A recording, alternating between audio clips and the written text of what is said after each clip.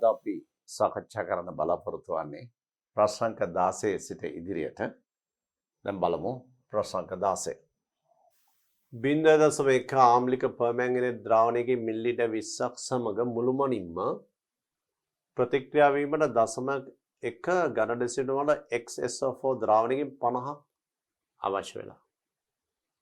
එෙහිදී මේ X ධන 2 ආයනය මේ වගේ ආයනයක් බවට පත්වන n කියන්නේ ඒකේ සංයුජතාව x ප්‍රතික්‍රියාවෙන් පස්සේ එයාගේ ඔක්සිකරණ අංකය අහන්නේ මේ n වලින් පෙන්වම් කරන එයාගේ ඔක්සිකරණ අංකය. අපි බලමු මේ ප්‍රතික්‍රියාවේදී මොනවද වෙන්නේ. ඔබ දන්නවා හොඳ ඔක්සිකාරකයක් ආම්ලික පර්මැංගනේට්. ආම්ලික පර්මැංගනේට් වල පර්මැංගනේට් යන ආම්ලික මාධ්‍යයේදී මැංගනස් ධන 2 බවට පත්වනවා. මේ අනුව පර්මැංගනේට් ධන 7 ඉඳලා ධන 2 බවට පත් වෙනවා.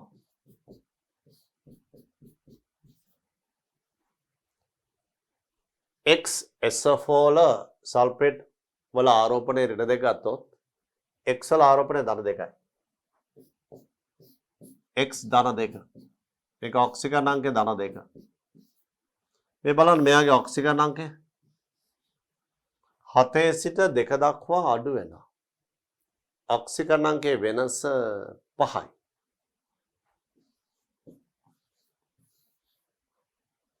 මෙයා ඔක්සිකරණය වෙන්න ඕන. X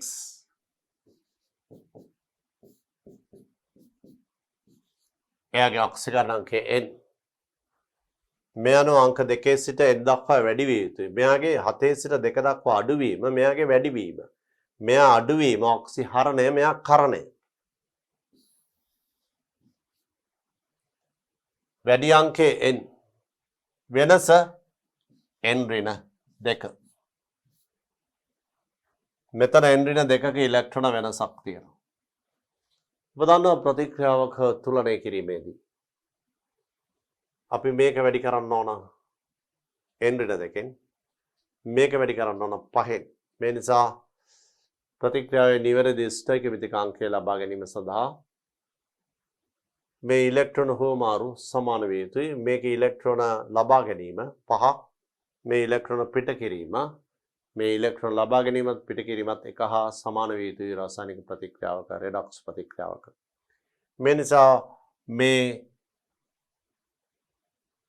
සංගුණකය නැත්නම් ඉලෙක්ට්‍රෝන 5 කියන මේ අංක 5 වැඩි කරන්න ඕන n ඍණ 2. මෙතන වැඩි කරන්න ඕන 5.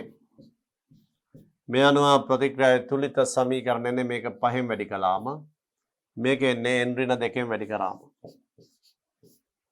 මේ අනුව ප්‍රතික්‍රියාවේ නිවැරදි ස්ථෛකික අනුපාතය හොයාගෙන ඉවරයි. මේක 5 මේක n ඍණ 2. දැන් අපි බලමු මවුල ප්‍රමාණ.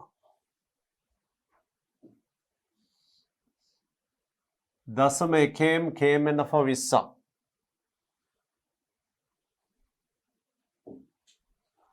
n permanganate 0.1 20යි. මේ තමයි permanganate මවුල ප්‍රමාණය.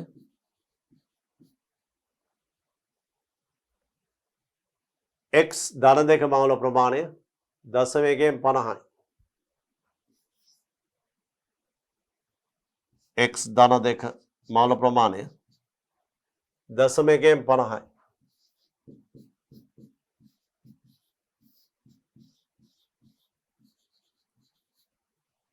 දැන් ඔබ මේ මවුල අනුපාත මේ අනුපාත වල සමාන කරන්න. අපි බලමු.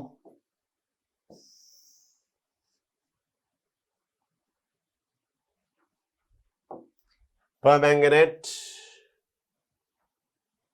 0.1 20 බෙදීම 1000 permanganate ප්‍රමාණය x ධන 2 ප්‍රමාණයෙන් බෙදන්නම් 0.1 වැඩි කිරීම 50 1000 උඩට යනවා සමානයි permanganate ප්‍රමාණය Henryට 2 x ධන 2 ප්‍රමාණය 5 දැන් බලන්න මේ සුළු කිරීම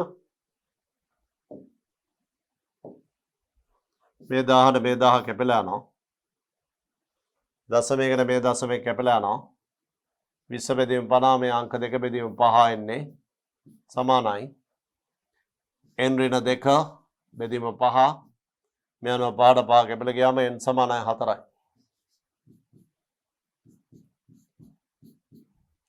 මේ අනුව පිළිතුර අංක 4 ඒ කියන්නේ ඔක්සිජන් අංකය 4 වෙන්න ඕන බලමු පිළිතුර මේ තියෙන්නේ ඔක්සිජන් අංකය 4 පිළිතුර අංක 3 ඒ ප්‍රශ්න අංක 16 බලමු ප්‍රශ්න අංක 17 දශම 1 ඝන ඩෙසිමීටර මවුල බේරියම් හයිඩ්‍රොක්සයිඩ් මිලිලීටර් 25කට දශම 1 ඝන ඩෙසිමීටර මවුල සල්ෆියරික් මිලිලීටර් 50ක් ක්‍රමයෙන් එකතු කරනවා ද්‍රාවණයේ සන්නායකතාව විචලනය නිවැරදි ප්‍රස්ථාරය අපෙන් අහන්න ළමයිනේ බේරියම් හයිඩ්‍රොක්සයිඩ් වල බේරියම් අයන තියෙනවා හයිඩ්‍රොක්සිල් අයන තියෙනවා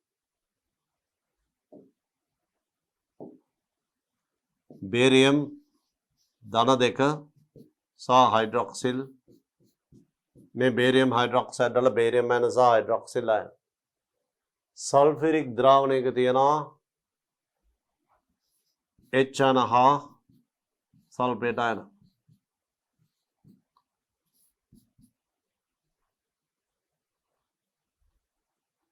බේරියම් හයිඩ්‍රොක්සයිඩ් ද්‍රාවණයක් ගන්නවා මිලිලීටර් 25 මේකේ තියෙන බේරියම් හයිඩ්‍රොක්සයිඩ්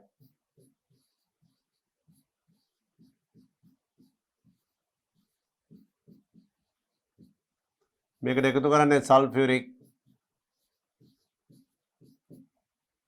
පොඩක් කල්පනා කරලා බලන්න මොනවද වෙන්නේ කියලා මේ H අයනයි මේකේ OH අයනයි උදාසීන වෙනවා ඒ නිසා අයන සාන්ද්‍රණය ක්‍රමයෙන් අඩු වෙනවා H අයන OH අයන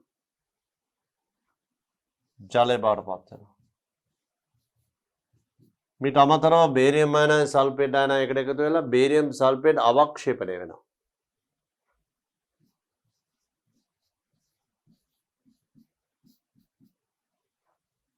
ආරම්භයේදී බේරියම් හයිඩ්‍රොක්සයිඩ් ද්‍රාවණයේ බේරියම් අයන සහ හයිඩ්‍රොක්සිල් අයන නිසා ඉහළ සන්නායකතාවක් ඒකේ ආරම්භයේදී පෙන්වුම් කරනවා හයිඩ්‍රොක්සිල් අයන වල සන්නායකතාව සැලකිය යුතු ඉහළ අගයක් බේරියම්ට වඩා නමුත් හයිඩ්‍රොක්සිල් අයන තමයි ඉහළ සන්නායකතාව තියෙන්නේ ඊටත් වඩා වැඩි H අයන වල සන්නායකතාව හයිඩ්‍රොක්සිල් අයන වල සන්නායකතාවයේ අයන වල වේගාංකයට වඩා H අයන වල වේගය වැඩි සන්නායකතාව කෙරෙහි බලපාන සාධක තමයි ළමයි ද්‍රාවණවල ස්වභාවය ඒ කියන්නේ ද්‍රව්‍යයේ ස්වභාවය ජලයේ දියුණුවන් පස්සේ හොඳට අයන ලැබෙනවා නම් උදාහරණයක් ඇටියට අපි හිතමු ප්‍රබල අම්ල HCl හොඳ විද්‍යුත් සන්නායකතාවක් පෙන්වුම් කරනවා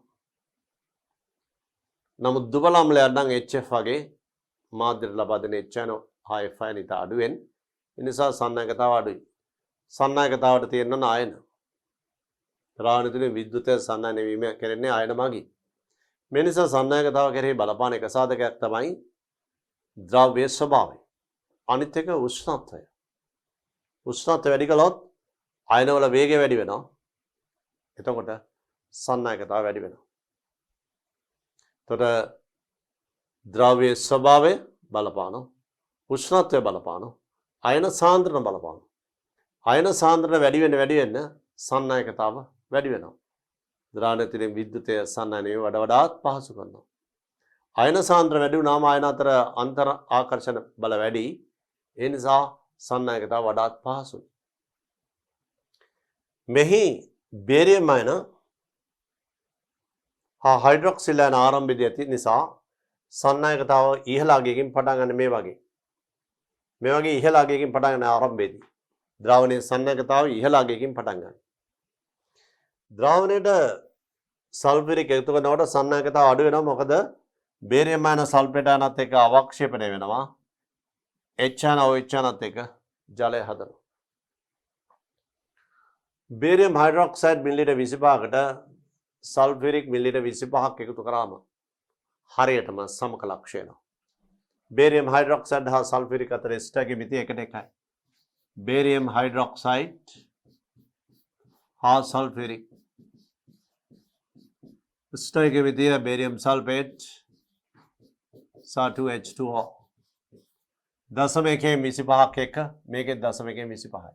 හරියටම මිලිලීටර් 25ක් එකතු කරලා අවසන් වෙනවත් සමගම සමක ලක්ෂයන්නේ ඒ අවස්ථාවේදී එන්නේ barium sulfate සහ H2O. නමුත් barium sulfate කියන අවක්ෂේපයක් ජලයේ මද වශයෙන් පොඩක් දිය වෙනවා. ඒ නිසා අල්ප සන්නායකතාවක් තියේවි. ජලයත් අල්ප වශයෙන් ජලයේදී අයනීකරණය වෙනවා. එයත් සුළු වශයෙන් මාධ්‍යයට එච්චාන හෝ එච්චාන අල්ප ලෙස අපිට සන්නායකතාව ශූන්‍ය කියලා කියන්න බෑ. යම් අගයක පවතිවි මේ වගේ. මෙතෙන්ට යනවා කියලා ගන්න බෑ. මේ වගේ තැනකට යනවා. නමුත් මේ දෙන්නම සම්පූර්ණ ප්‍රතික්‍රියාව අවසන් වෙන්නේ මිලිලීටර් 25 දී මේ අවස්ථාවේදී. ඊට පස්සේ මේ අවස්ථාවේ එළුමනට පස්සේ මෙතෙන්ට ඊට පස්සේ මාධ්‍යයට එකතු වෙන්නේ සල්ෆියරික්. සල්ෆියරික් වල ලැබෙන එච්චායන වල සන්නායකතාව ඉතාමත් ඉහළයි. සන්නායකතාව ඉහළයි කියන්නේ අයන වේගය ඉතාමත් ඉහළයි. අයන වේගයත් බලපානෝ මේ සන්නායකතාව කෙරෙහි. අයන වේගය වැඩිම H ධනවල හේතුව ඉතාමත්ම කුඩා නිසා. අයනවල ප්‍රමාණය ඉතා කුඩායි. ඒ නිසා අයන වේගය ඉතාමත් ඉහළයි H ධන අයනවල. අයන වේගය කෙරෙහි බලපාන සාධක කිහිපයක් තියෙනවා.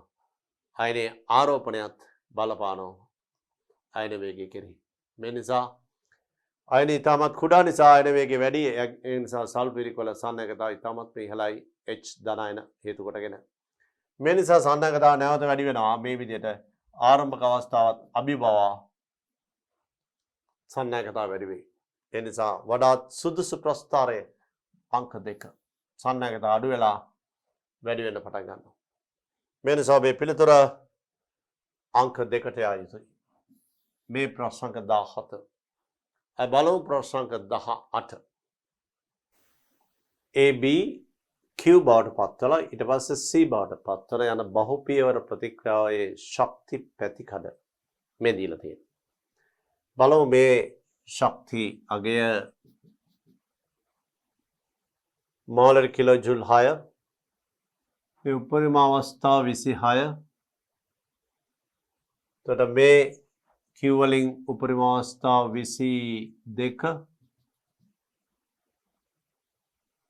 ඊගාට Q අවස්ථාව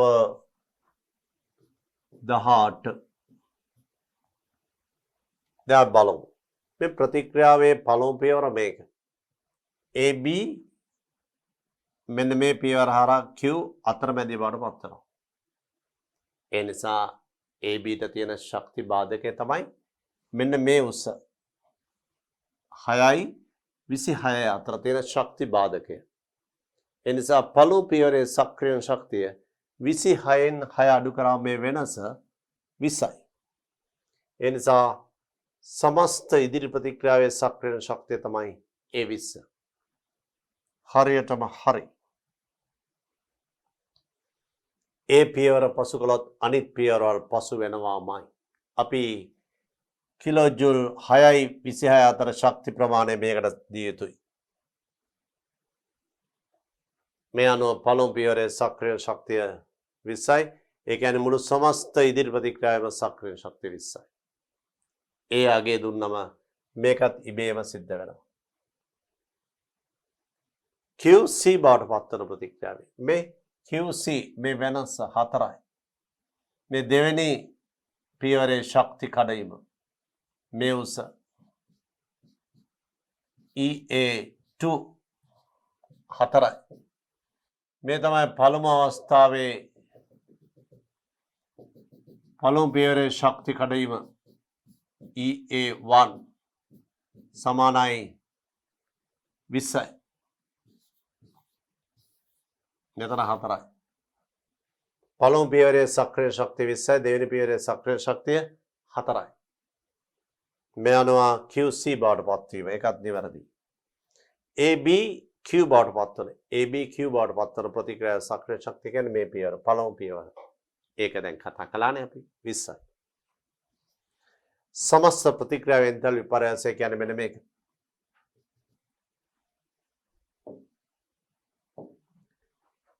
මෙන්න මේ වෙනස. ප්‍රතික්‍රියාවලට වඩා ප්‍රතිඵල ඉහළ මට්ටමක තියෙන්නේ. ප්‍රතික්‍රියාවලට වඩා ප්‍රතිඵල ඉහළ මට්ටමක නම් මේක තාප අවශෝෂක ප්‍රතික්‍රියාව. ඩෙල්ටා H ධන මෙතනයි මෙතන අතර වෙනස 6යි 12යි. සමස්ත ප්‍රතික්‍රියාවෙන් එන්තල්පි විපර්යාසය 6 සිට 12 වෙනස 6යි ධන 6යි. මෙතන තියෙන්නේ ඍණ 6ක්. මේ නිසා සාවද්‍ය ප්‍රකාශය 4 ABQ බවට යන පළමු පියවරේ එන්තල්පි විපර්යාසය ABQ බවට එන්තල්පි විපර්යාසය 12යි. බලන්න 18යි 6 අතර වෙනස මෙන්න මේ උස ඒක 12යි හරියටම හරි. ABQ බවට පත්වීමේ එන්තල්පි විපර්යාසය තාප අවශෝෂකයි. ප්‍රතික්‍රියාවකට වඩා ප්‍රතිඵල ඉහළින් තියෙන Q ඒ නිසා ඒ වෙනස 12යි. ඒක හරි. මේ අනුව සාවද්‍ය ප්‍රකාශය 4 මේ බහු පියවර ප්‍රතික්‍රියාව මුළු ප්‍රතික්‍රියාවම ශීඝ්‍රතාව රඳා පවතින මේ පියවර මත සක්‍රිය ශක්තිය වැඩිම පියවර මත ඒ පියවර පසු කිරීමට අවශ්‍ය ශක්තිය දුන්නොත් 20 ප්‍රතික්‍රියාවම සිද්ධ වෙනවා. මේ අනුව මේකේ පිළිතුර अंक 4 තාපදායක බව සඳහන් කරලා තියෙනවා. ඒක වැරදි. ප්‍රශ්න 19 කාබන් ඩයොක්සයිඩ් ජලය සහ ප්‍රොපීන් යන මේ සම්බන්ධ උත්පාදන තාප දීලා තියෙනවා. ඒ වගේම සයික්ලෝප්‍රොපේන් මේ ප්‍රොපීන් බවට පත්වීමේ සම්මත එන්තල්පි විපර්යාසයක් දීලා තියෙනවා 33. අපෙන් අහන්නේ සයික්ලෝප්‍රොපේන් හි සම්මත දහන එන්තල්පිය. සයික්ලෝප්‍රොපේන් මෙන්න මේකේ සම්මත දහන එන්තල්පිය. බලමු. අපි මේක දහනය කරමු. CH2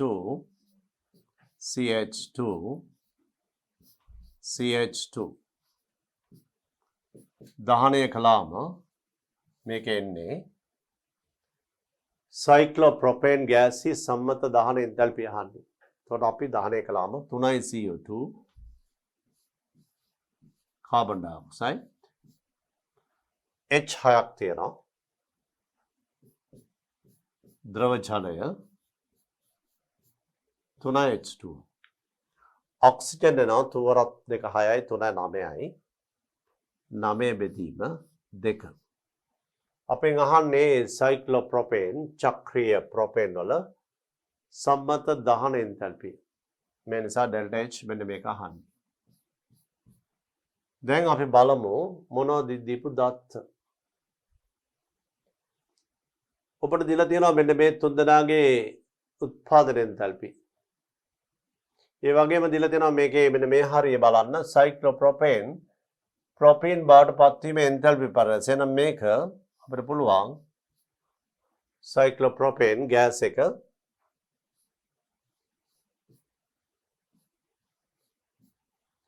සයික්ලෝප්‍රොපීන් බවට CH3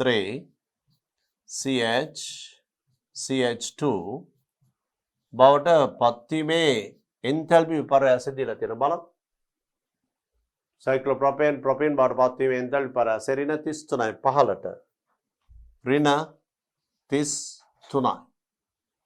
දැන් අපිට උඩම පේලිය දීලා තියෙන මේ ගානේ සයික්ලෝප්‍රොපේන් නෙවෙයි ප්‍රොපීන් මෙතෙන් ප්‍රොපීන් වල සම්මත උත්පාදන එන්තල්පි. අපි දැන් මේක උත්පාදනය කරමු. කාබන් 3යි solid mineral hydrogen 6යි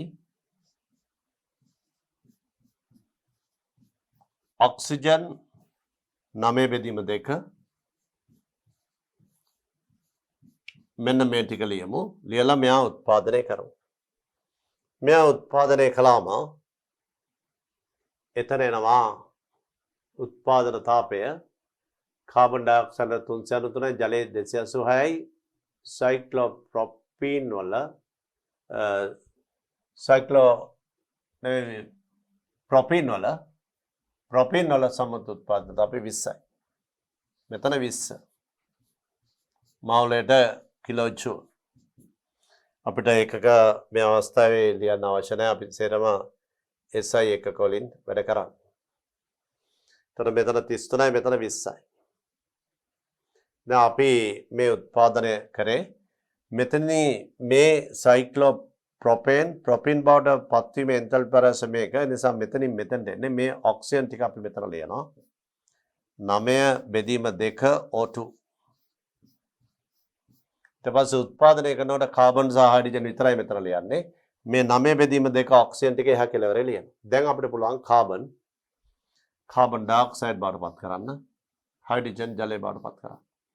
carbon dioxide බවට පත් වීමේ එන්තල්පි පරාසය 393යි. මෝල් 3ක 393 3. හයිඩ්‍රජන් මෝල් 3ක දහන එන්තල්පිය නැත්නම් ජල මෝල් 3ක උත්පාදන තාපය 286 3.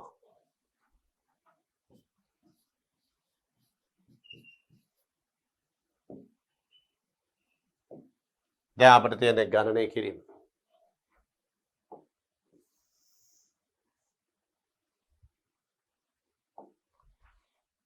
ඩෙල්ටා H සමානයි මේ පැත්තට ඩෙල්ටා H සමානයි මේ සියල්ලගේම එකතුව ගමු. පහළට ගත්තොත් ධන 33යි. මේ පැත්තට ගත්තොත් ඍණ 20යි. උඩට ගත්තොත් 393 3යි. 9යි 9 27යි 11යි 1179යි. ඉහළට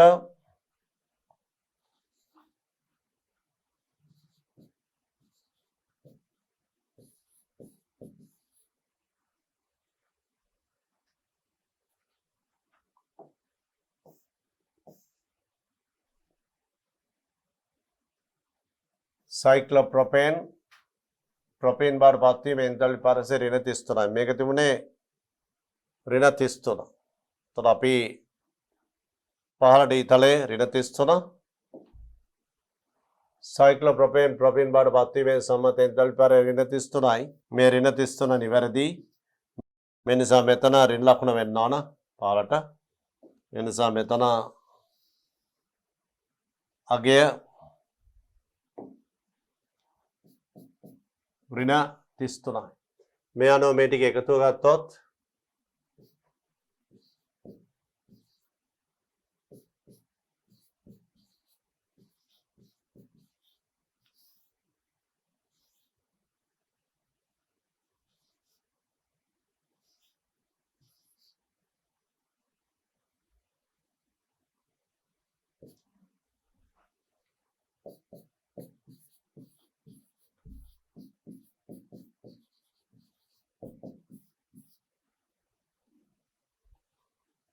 මේ අනුව පිළිතුර 2009යි.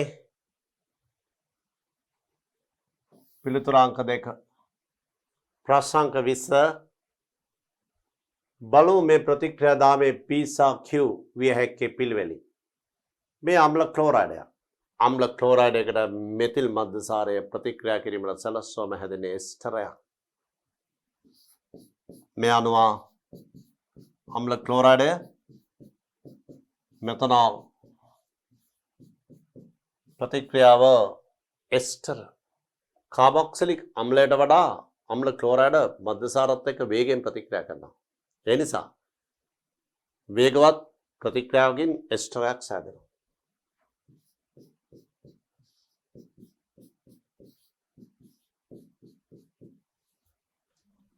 මේ එස්ටරයට දාන ග්‍රීනර් ප්‍රතිකාරකය.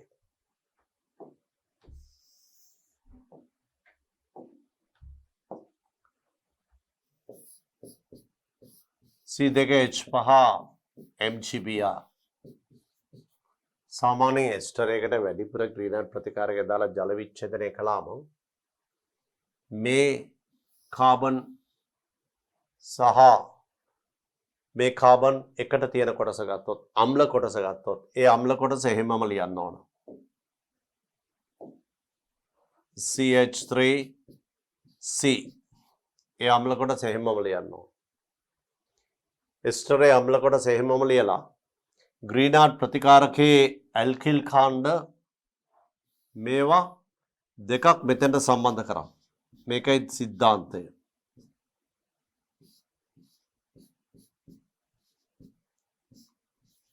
OH තෘතීක මධ්‍යසාරයෙන්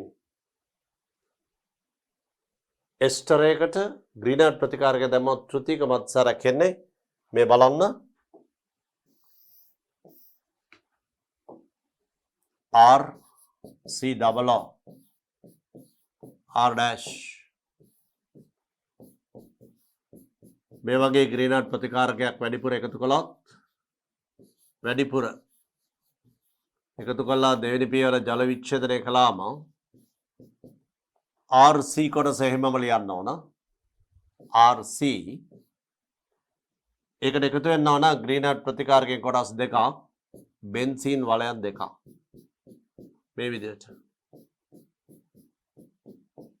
මේක OH තෘතීක මධ්‍යසාරයක් එන්නේ. මේ නිසා පළමු පියවරේ එස්ටරයක් දෙවෙනි පියවරේ තෘතීක මධ්‍යසාරයක්. දැන් බලමු මේකෙන් හැදෙන ඵලය. පළමු පියවරේදී මේකෙන් හැදෙන්නේ එස්ටරයක් CH3C double O CH3 උත්තර පහම හරි. දෙවෙනි පියවරේදී CH3Cට එතිල් කාණ්ඩ දෙකක් සම්බන්ධ වෙනවා. මෙන්න පිළිතුර. CH3Cට එතිල් කාණ්ඩ දෙකක් සම්බන්ධ වෙලා මේක එතිල් එකයි මේක එතිල් දෙකයි. මෙන්න මේක පිළිතුර. මේ අනුව පිළිතුර අංක 3 විය යුතුයි. අංක 3. බලමු ප්‍රශ්න අංක 21 සිට පහත් දක්වන ප්‍රතික්‍රියා සලකන්න. තාප ගතික දත්ත සපයා ඇත්තේ සම්මත අවස්ථා සඳහා වේ. මෙන්න මේ ප්‍රතික්‍රියා දෙකේ එන්තල්පි විපර්යාසය සහ එන්ට්‍රොපි විපර්යාසය ආගයන් දීලා තියෙනවා. අපෙන් අහනවා මෙන්න මේ ප්‍රතික්‍රියාවේ සම්මත එන්තල්පි විපර්යාසය, සම්මත එන්ට්‍රොපි විපර්යාසය හා සම්මත ගිබ් ශක්ති වෙනස. අපි දැන් මේ ප්‍රතික්‍රියාවේ එන්තල්පි වෙනස කොහොමද හොයාගන්නේ? බලමු. දැන් මෙන්න මේ ප්‍රතික්‍රියා දෙක එකතු කරා මොකක්ද වෙන්නේ? මේකයි මේ පළවෙනි ප්‍රතික්‍රියාවයි මේ දෙවෙනි ප්‍රතික්‍රියාව එකතු කරාම මේක එක කියලා ගමු. මේක දෙක කියලා ගමු. මේ ප්‍රතික්‍රියා දෙක එකතු කරාම හයිඩ්‍රජන් ගෑස් කැපිලා යනවා. කාබන් මොනොක්සයිඩ් දෙකක් එනවා. H2 gas කැපිලා. එතකොට එකතුව එනවා මේ විදිහට. කාබන් සොලිඩ් ධන carbon dioxide gas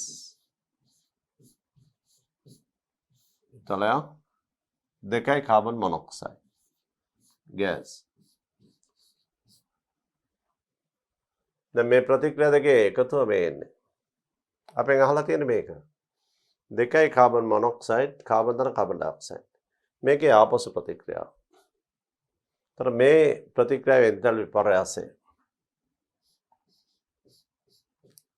සම්මතගේ. ඒ වගේම සම්මත එන්ට්‍රොපි විපර්යාසය. ඒක නම් හොයන්න පුළුවන් හරිම ලේසි. මේ ප්‍රතික්‍රියා දෙක එකතුව කියන්නේ 130යි මේ 40යි 170යි.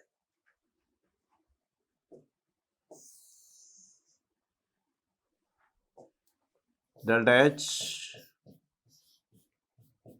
170යි. 130යි 130යි මේ 40 170යි. Delta S 50යි 140 190යි.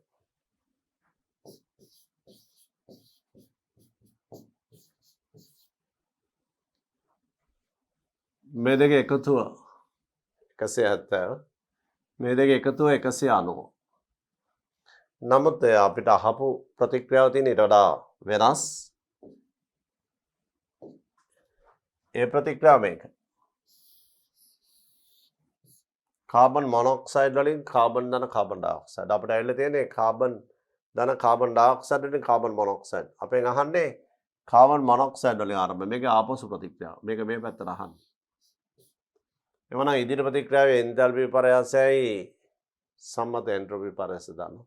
එහෙනම් ආපසට ගත්තොත් ඒ කියන්නේ මේ ප්‍රතික්‍රියාව. ඒතර අපේ පිළිතුර වෙන්නේ ඩෙල්ටා H ඍණ 170 ඩෙල්ටා S ඍණ 190 ඍණ 170 ඍණ 190 මේ උත්තර දෙක. පළවෙනි උත්තරේ පස්වෙනි උත්තරේ ගැලපෙනවා. දැන් ගිබ්ස් ශක්තිය වෙනස හොයනවා.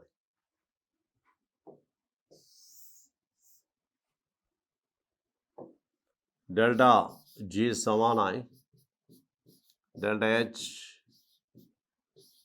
ऋण T डेल्टा S सम्मत डेल्टा H ऋण 170 मौलेट किलो जूल T सम्मत सेंटीग्रेड 25 केल्विन 298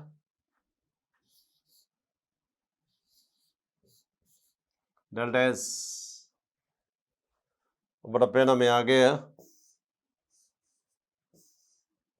जूल केल्विनेट माउलती है कि किलो जूल करेगा हम ना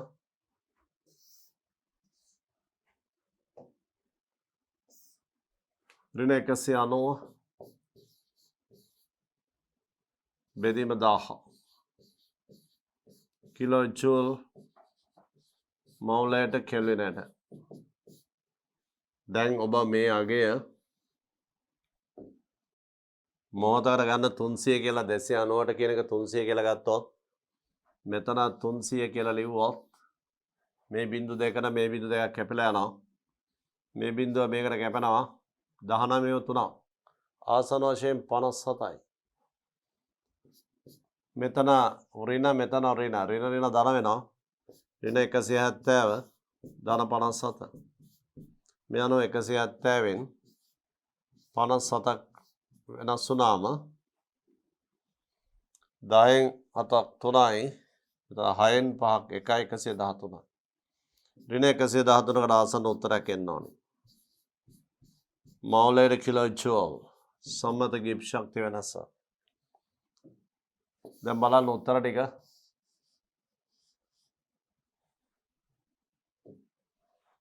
මේ තියෙන්නේ 170 डेल्टा G सम्मतागे 113 මේ අනුව පිළිතුර මේක නිවැරදි මේක නිවැරදි මේක නිවැරදි මේ අනුව පිළිතුර අංක 5ට යා හැකි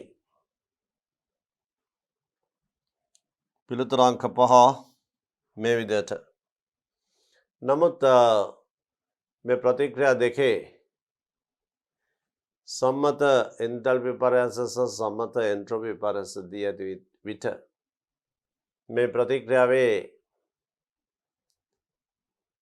එන්තල්පි විපර්යාස හේවුවේ අපි මේ ප්‍රතික්‍රියා දෙක එකට එකතු කිරීමෙන් අපි බලමු මේ ප්‍රතික්‍රියා දෙක එකතු කරන්නේ නැතුව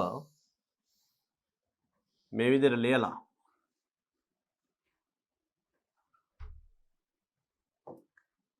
कार्बन मोनोऑक्साइड දෙකයි कार्बन मोनोऑक्साइड දර ඊතලයක් कार्बन දර कार्बन डाइऑक्साइड මේ ප්‍රතික්‍රියාව ලබා ගන්න අපි මේ कार्बन ධන H2O gas ඊතලයක් कार्बन मोनोऑक्साइड gas ධන हाइड्रोजन गैस में प्रतिक्रिया में एंथैल्पी विपर्यास 130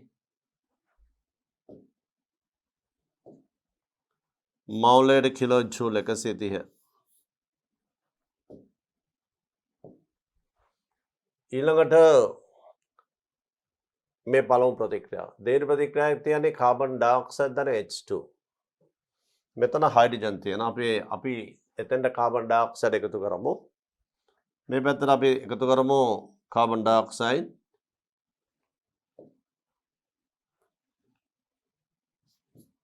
CO2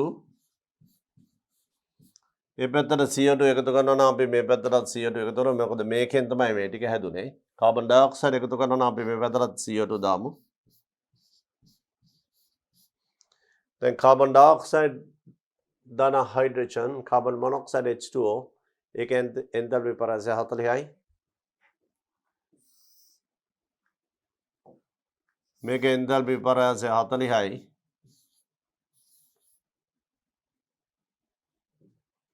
මේකෙදි හැදෙන්නේ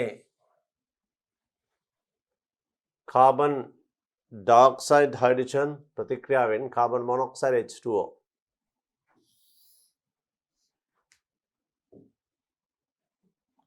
Carbon monoxide H2O.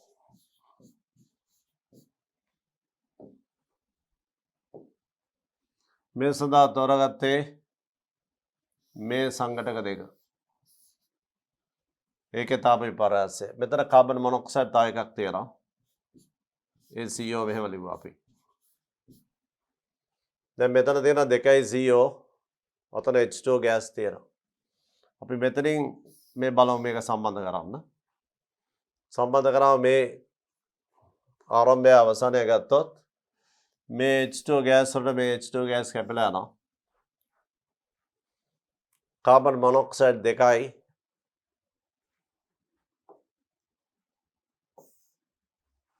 Carbon monoxide 2යි කාබන් දන කාබන් ඩයොක්සයිඩ්. මේ බලන්න. කාබන් මොනොක්සයිඩ් දෙකකින් කාබන් දන කාබන් ඩයොක්සයිඩ් ඊතල මෙහෙම. මේ විදිහට. ඔන්න ඔය විදිහට අපිට තාප රසායනික චක්‍රය නිර්මාණය කරන්නත් පුළුවන්. තොර මේකේ අපි මේ ඊතල සේරම එකම පැත්තට තියෙන. මේක අපිට අවශ්‍ය ඩෙල්ටා H. තද 30 ධන 40 130 ධන 40 ධන ඩෙල්ටා H. ඊතල මෙහෙම තියෙන. මෙයාගේ සමානයි මෙතනින් මේ පැත්තට ගත්තොත් ඩෙල්ටා H සමානයි. මේක එක මාර්ගයක්. මෙතනින් පටන් අරගෙන මේ පැත්තෙන් මේ පැත්තට ආවොත් මේ ආකාරයට මෙතෙන්ට. එතන උත්තරය එන්නේ 40යි 130යි ඍණාංගයන් වශයෙන් එකතු කරන්න ඕන. එතකොට ඍණ 170. මේකම. ඒ වගේම ඔය විදිහටම එන්ට්‍රොපි පරයාසයත් ගත්තොත් මේ 140යි මේ 50යි එකතුව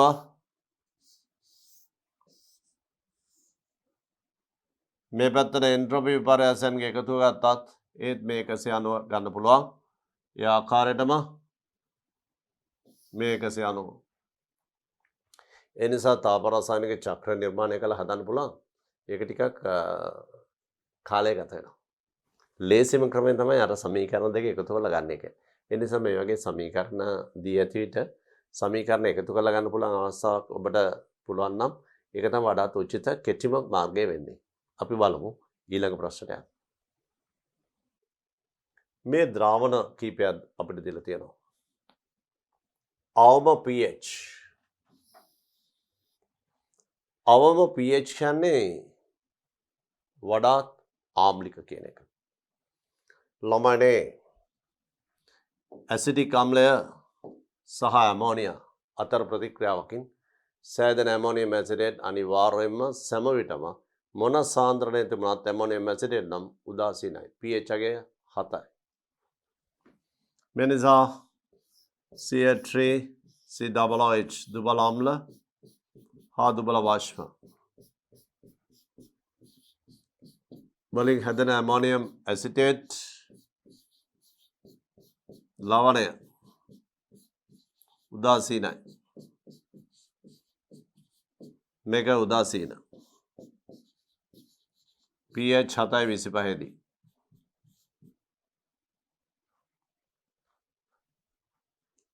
ඒ වගේම අමෝනියම් හයිඩ්‍රොක්සයිඩ් දුබල වාෂ්පයක්. Sodium chloride. ඒ කියන්නේ ප්‍රබල අම්ල ප්‍රබල භස්ම. ප්‍රබල අම්ල ප්‍රබල භස්ම ප්‍රබල අම්ල හා ප්‍රබල භස්ම අතර ප්‍රතික්‍රියාවකින් හැදෙන ලවණ ඕනම එකක් උදාසීනයි. දැන් සෝඩියම් ක්ලෝරයිඩ් සෝඩියම් හයිඩ්‍රොක්සයිඩ් ප්‍රබල වාෂ්පය HCl ප්‍රබල ආම්ලය. සෝඩියම් නයිට්‍රේට් ගත්තොත් NaOH ප්‍රබල වාෂ්ප HNO3 ප්‍රබල ආම්ල. සෝඩියම් සල්ෆේට් ගත්තොත් සෝඩියම් හයිඩ්‍රොක්සයිඩ් ප්‍රබල වාෂ්ප ප්‍රබල ආම්ල සල්ෆියුරික්. ඒතකොට සෝඩියම් සල්ෆේට්. මේ ආකාරයට ඕනම ප්‍රබල ආම්ල හා ප්‍රබල වාෂ්ප වලින් සෑදෙන ලවණ සෑම විටම උදාසීනයි. pH එක 7යි. උදාසීන ප්‍රබල වාෂ්ප ප්‍රබල ආම්ල මේ මූලික સિદ્ધාන්ත. ඊගාවට බලමු හතරවෙනි එක. සෝඩියම් සයනයිඩ්. සෝඩියම් සයනයිඩ් කියලා කියන්නේ සෝඩියම් හයිඩ්‍රොක්සයිඩ් ප්‍රබල වාෂ්ප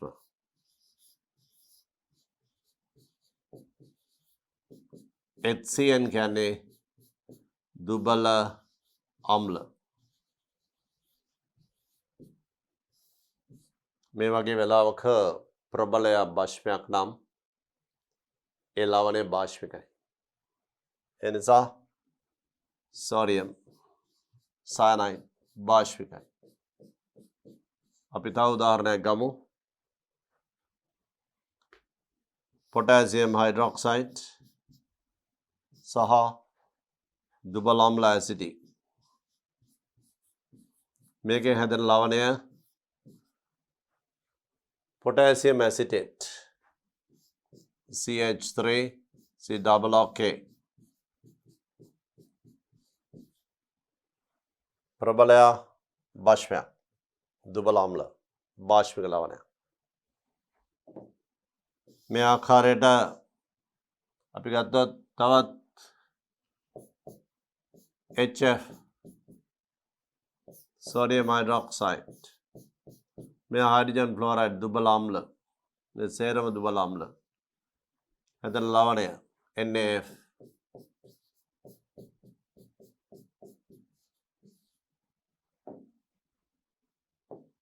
තර මේවා සියල්ලම වාෂ්පිකයි.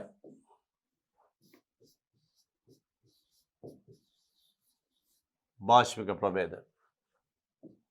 තර ඔබට පේනවා ප්‍රබල වාෂ්ප දුබල ආම්ල වලින් සාධන ලවණ සියල්ලම වාෂ්පිකයි. එසේනම්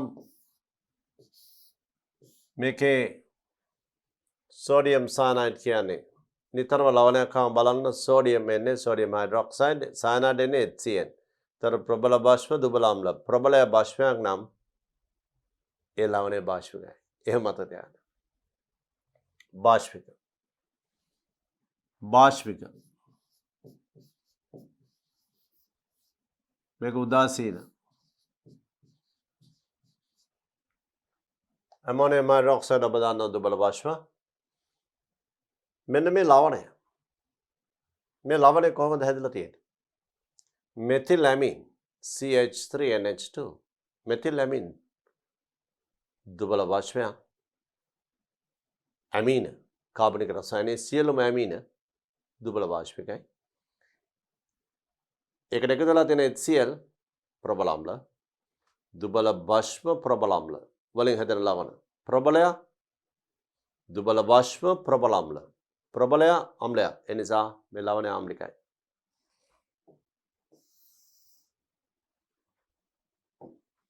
ඇමෝනියා ධන HCl ඇමෝනියා ධන සල්ෆියුරික් ඇමෝනියා ධන नाइट्रेट බලන්න මේ සේරම දුබල භස්ම ප්‍රබල ආම්ල දුබල භස්ම ප්‍රබල ආම්ල සියලුම ලවණ ආම්ලිකයි සියලුම ලවණ ආම්ලිකයි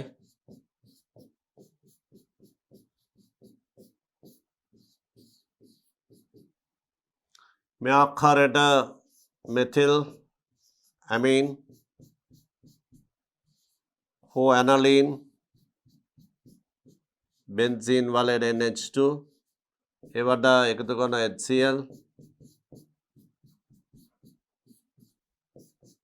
methyl ammonium chloride CH3NH3Cl benzene වල NH2 කාණ්ඩය තියෙන්නේ ඒකට HCl NH3Cl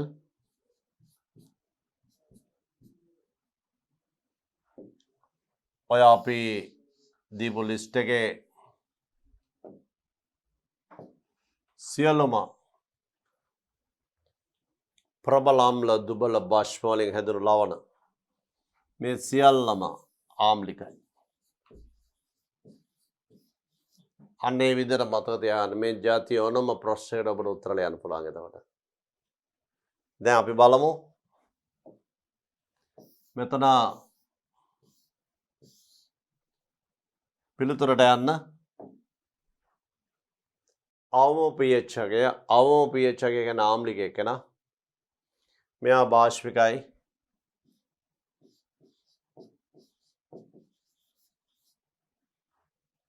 මෙයා උදාසීනයි මෙයා බාෂ්පිකයි ප්‍රබල බාෂ්ප දුබල අම්ල වලින් හැදෙන ලවණ ප්‍රබල බාෂ්පයක් ඒක නිසා බාෂ්පිකයි සෝඩියම් ක්ලෝරයිඩ් උදාසීනයි මෙන්න ආම්ලික ප්‍රභේදය ඒ නිසා pH එකේ අඩුම methyl ammonium chloride ප්‍රබල අම්ල දුබල බාෂ්ප වලින් සෑදුණු ලවණ මේ අනුව පිළිතුර පහ විය යුතුයි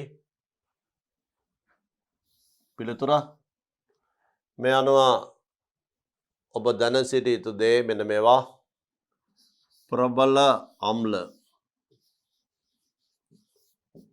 ප්‍රබල බාෂ්ප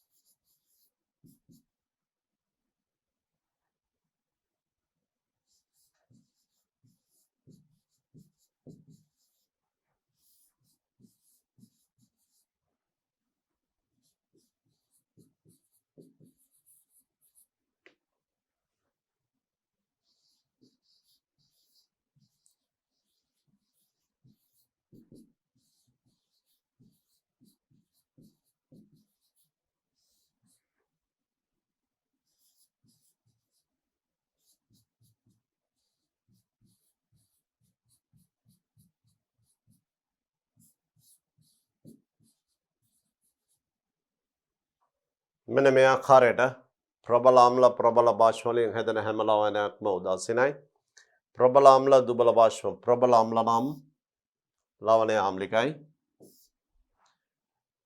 දුබල අම්ල ප්‍රබල බාෂ්ප ප්‍රබල බාෂ්පයක් නම් බාෂ්පික ලවණ ඊගාට දුබල අම්ල දුබල බාෂ්ප වලින් සෑදෙන ලවණ උදාසීනයි सामान्य आप इसे अमोनियम एसिडेट दुबल अम्ल दुबल बाष्प अमोनियम एसिडेट अमोनिया एसिडिक नमुत दुबल अम्ल दुबल बाष्प विघटनीयता सनवशेन समान वितराय में अवस्था विघटनीयते मेके अम्ल के ए मेके के बी ये भाविता करना अम्ल बाष्प देके के बी आ सनवशेन समान उदासीन समीटम के बी के टवडा वेडिनाम लवणे पड़ बाष्प वेना के बिट वडा के पड़ा වැඩි නම් ඒ ලවණය ආම්ලික වෙනවා. ප්‍රශ්නාංක 23 තියෙනවා ABC ලෝහ ඉලෙක්ට්‍රෝඩ 3 භාවිතයෙන් නිර්මාණය කරන ලද කෝෂ දෙකක විද්‍යුත් ගාමක බල E සෙල් අගයන් C වල ඉලෙක්ට්‍රෝඩ විභවය දීලා තියෙනවා. මේ තොරතුරු අනුව මේකෙන් ගැලපෙන පිළිතුර අපෙන් අහන්නේ. අපිට දීලා තියෙන එක්කෙනෙකුගේ ඉලෙක්ට්‍රෝඩ විභව විතරයි. सम्मत ऑक्सी हरण विभव C वाला අපි හිතමු මේ විදිහට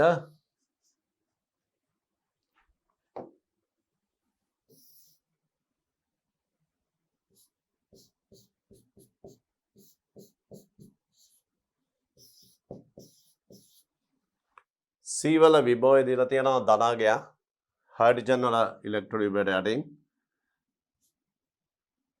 0.34යි C. දැන් බලන්න මේකේ B සහ C සාධන කෝෂයේ විද්‍යුත්ගාමක බලය 1.1යි. ඒ කියන්නේ මෙතන C 0.34 නම් ඊළඟ එක්කෙනාගේ ඉලෙක්ට්‍රෝන විභවය අගය 1.1 බිඳුවක් වෙන්න 0.76ක් වගේ මේ තියෙන්නේ. B වල ඔක්සි හරණ විභවය 0.76 කියන්නේ ඍණාගයක්නේ. ඍණ කියන්නේ මේ හරිය. 0.76 B.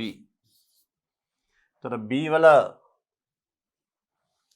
මේ අගයක් දිහා බලලා තීරණය කරන්න ඕනේ. පිළිතුර දිහා බලලා. B වල ඔක්සි හරණ විභවය 0.76 නම් මේ බලන්න 76 මේක අතර වෙනස අපි දන්නවනේ කෝෂයක විද්‍යුත්ගාමක බලය කියලා කියන්නේ E cell E not cell සමානයි ඔක්සි හරණ විභවයෙන් ඔක්සි කරණ වන ඉලෙක්ට්‍රෝන විභවය අඩු කරන්න ඕන. ඔක්සි හරණ වන ඉලෙක්ට්‍රෝන විභවය කියන්නේ නිතරම මේ පහළින් ඉන්න එක්කෙනාගෙන් ඉහළින් ඉන්න එක්කෙනා අඩු කරන්න ඕන. එතකොට තමයි කෝෂයේ විද්‍යුත්ගාමක බලය එන්නේ. එතකොට අපිට ලේසිම ක්‍රමය තමයි මේ අතර වෙනස ගන්න එක. මේ අතර වෙනස ගත්තොත් මෙතනලා මෙතන 0.76යි මෙතනලා මෙතන 0.34යි එකතුව 1.1යි. මේ අනුව B හා C කෝෂයේ විද්‍යුත්ගාමක බලය 1.1 වෝල්ට් කියලා කියන්නේ අපි මේ තීරණය කිරීම හරි. B වල විභවය 0.76යි. ඊළඟට AB සාධන කෝෂයේ 0.53යි. AB මෙතන B තියෙනවා. දැන් A තියෙන තැන තමයි ප්‍රශ්නේ. අපි හිතමු දැන් මේකේ දත්ත දිහා බලවම A වල විභවය 0.23යි කියලා තියෙන නිකන් උත්තරවල. එහෙනම් අපි A වල විභවය 0.23 කියන්නේ මෙන්න මේ හරිය. ඔරින 0.23යි. දැන් බලන්න AB කෝෂයේ විභවය 0.53 එනවද කියලා. මෙන්න මේ වෙනස බලන්න. මේ දෙකේ වෙනස 76 2 3 අතර වෙනස 0.53. 0.53 වෝල්ට්. මේ දෙකේ වෙනස 1.1 වෝල්ට්. එහෙනම් අපේ මේ තීරණ නිවැරදි. C වල විභවය 0.34යි. A වල විභවය ඍණ 0.23යි. අපි මේක ගත්තා. ඊගාට B වල විභවය 0.76යි. ඒ අනුව මේ B සහ C 1.1කට ගැලපෙනවා. ඒ වගේම A සහ B 0.53ට ගැලපෙනවා. දැන් බලමු මේ කියපු දේවල්. පළවෙනි එක. B හි ඔක්සි හරණ විභවය 0.76 වන අතර BC කෝෂයේ BC වල උඩ තියෙන B එයා තමයි ඇනෝඩය. එයා ඇනෝඩය ඍණාග්‍රය උඩින් තියෙන එක න ඇනෝඩය වෙන අතර එයා ඍණාග්‍රය වෙනවා නිතරම. ඍණාග්‍රය C වේ. වැරදි. පහළින් ඉන්න එක නා නිතරම ධනාග්‍රය.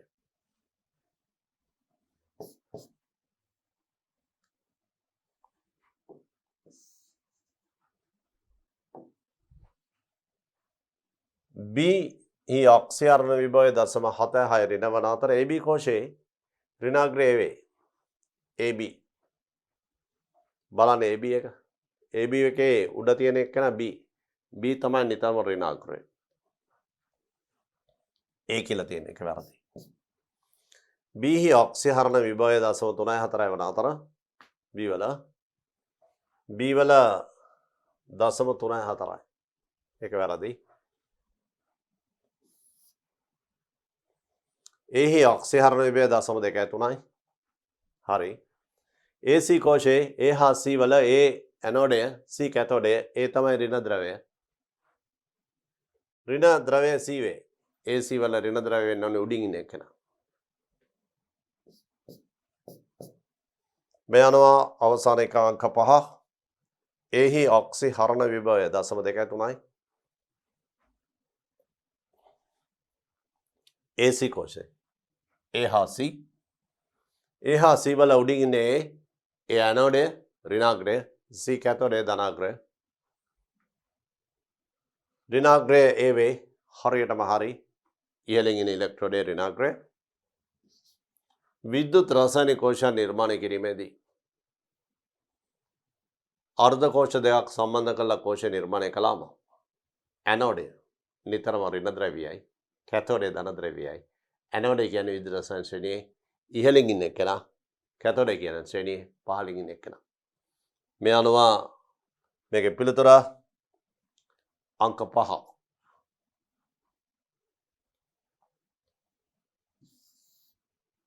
අපි යමු ප්‍රශ්න 24. 17 වන කාණ්ඩය සම්බන්ධයෙන් පහත සඳහන් ප්‍රකාශන වලින් අසත්‍ය වන්නේ. අසත්‍ය කිව්ව ගාම මේකට ඉරක් ගහගන්න. අපි සත්‍ය පිළිතුරනේ හොයන්නේ. නිවැරදි ඒවා අපි හොයන්නේ. කාණ්ඩේ පහළට යෑමේදී හයිඩ්‍රයිඩ් වල ආම්ලිකතාව වැඩි වේ. කාණ්ඩේ පහළට 17 වන කාණ්ඩේ පහළට කවුද? HF, HCl, HBr, HI.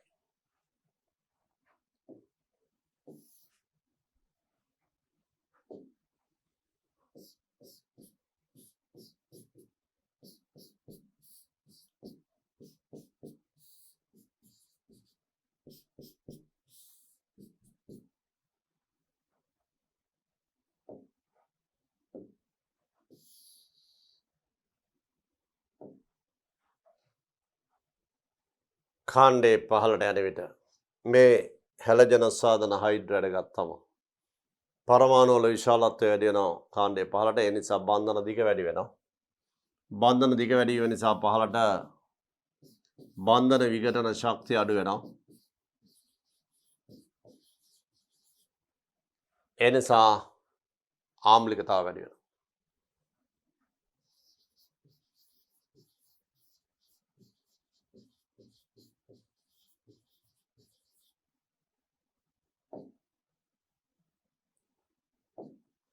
සියල්ලගේ ආම්ලිකතාව එන්න වැඩි වෙනවා.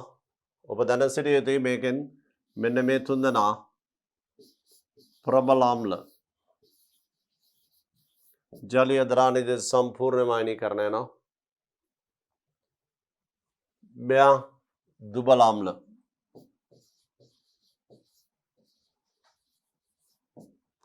මෙයාන කාණ්ඩේ පහළට යන විට ආම්ලිකතාව වැඩි වෙන බව ඇත්ත.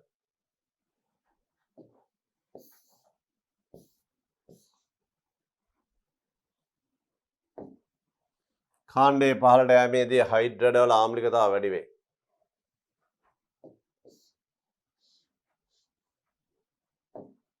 හරියටම හරි. මේක සත්‍යයි අසත්‍ය ප්‍රකාශය අහන්නේ. කාණ්ඩේ පහළට යෑමේදී බන්ධන විඝටන ශක්තිය නැත්නම් බන්ධන විඝටන එන්තල්පිය අඩු වෙනවා. ළමයිනේ මේකේ බන්ධන විඝටන එන්තල්පිය අඩු වෙන්නේ මේ විදිහට. Cl2 Br2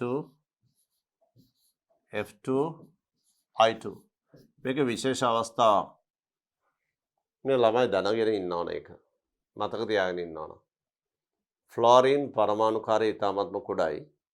ඒ කුඩා නිසා ෆ්ලෝරින් පරමාණුවේ බන්ධන හැදුනට පස්සේ සංයුක්ත කවච ඉලෙක්ට්‍රෝන වලින් සහසන්නිජ බන්ධනය හැදුනන් පස්සේ මේ ආකාරයට මේවයි එකසර යුග්ම අතර විකර්ෂණ බල ක්‍රියාත්මක වෙනවා.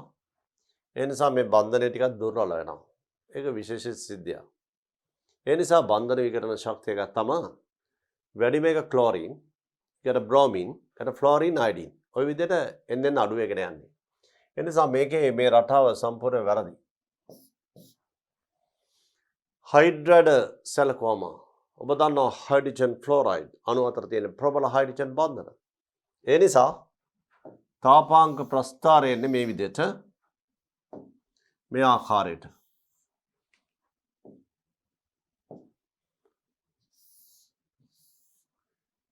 HF, HCl, HBr, HI. තාපාංක. උෂ්ණත්වය සෙන්ටිග්‍රේඩ් හයිඩ්‍රජන් ෆ්ලෝරයිඩ් වල තමයි තාපාංකය උපරිම හේතුව ප්‍රබල හයිඩ්‍රජන් බන්ධන. මේ අනුව මේකේ හයිඩ්‍රඩ සැලකු විට වැඩිම තාපාංකයක් ඇත්තේ HF වලට හයිඩ්‍රජන් ෆ්ලෝරයිඩ් වලට. හරි කතාව. HF උත්පාදන එන්තල්පිය තාපදායකවද HI උත්පාදන එන්තල්පිය තාපාවශෝෂක වේ. ඔව් ළමයි. ඒකත් විශේෂිත සිද්ධියක්.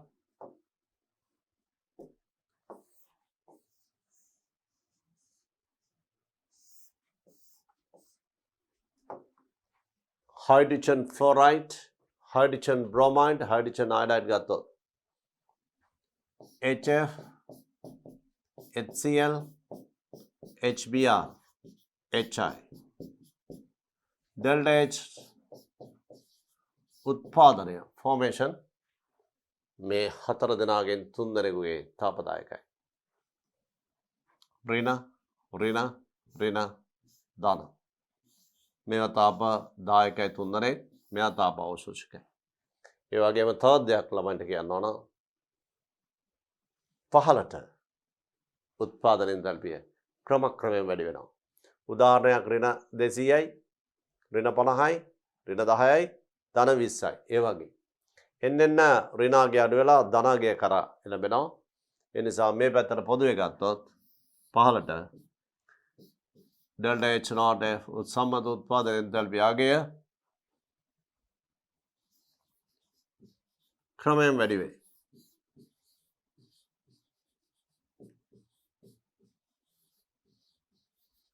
ක්‍රමයෙන් වැඩි වෙනවා.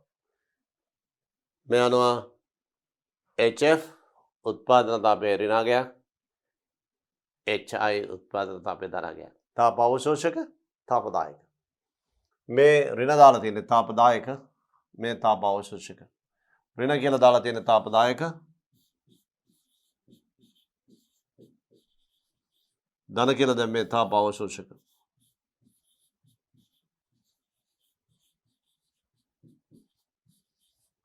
උත්පාදන එන්තල්පිය අගය. මේ තුන් දෙනාම තාපදායක, මේක තාප අවශෝෂක.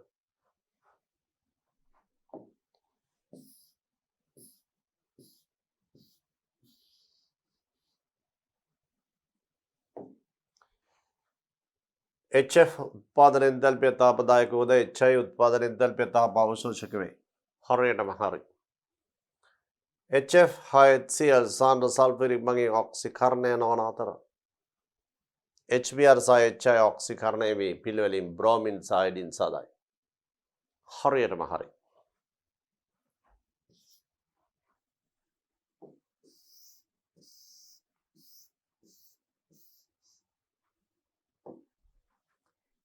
HF, HCl, HBr, HI සාන්ද්‍ර සල්ෆරික් දැම්මම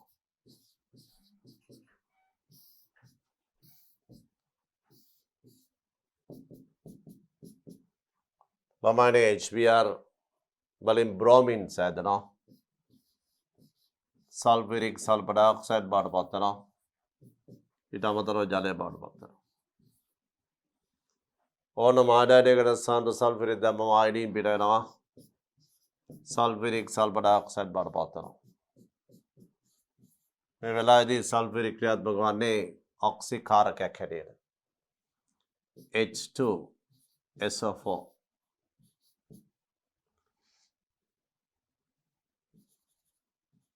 මේකේ සල්ෆර් ඔක්සිකරණ අවස්ථාව ධන 6යි.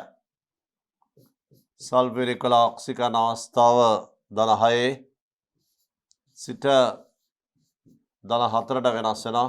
ධන 6 සිට ධන 4ට ඔක්සිහරණය වෙනවා. මේ අනුව මෙයා ඔක්සිකාරක. සල්ෆරික් සාන්ද්‍ර සල්ෆරික් ඔක්සිකාරක. සල්ෆරික් ඔක්සිකාරක. ඔක්සිකාරක නිසා HBr සහ HI බ්‍රෝමින් සහ අයඩින් බාටපත් වෙනවා. මේක රතු දුඹුරු වායුවක්. මේක දම් වායුව. මේ අනුව බ්‍රෝමයිඩ් සහ අයොඩයිඩ් වෙන් කරගන්න පුළුවන් සාන්ද්‍ර සල්ෆරික් වලින්. නමුත් සාන්ද්‍ර සල්ෆරික් වල ඔක්සිකාරක ප්‍රබලතාව මදි ක්ලෝරයිඩ් ක්ලෝරින් කරා. ඒ නිසා මෙතෙන්දී රත් කළොත් HCl ගෑස් මේක රත් කළොත් HF ගෑස් ලෙස පිට වෙනවා. හේලයිඩ දෙකේම F සහ Cl වල ඔක්සිකරණ අවස්ථාව වෙනස් වෙන්නේ නැහැ.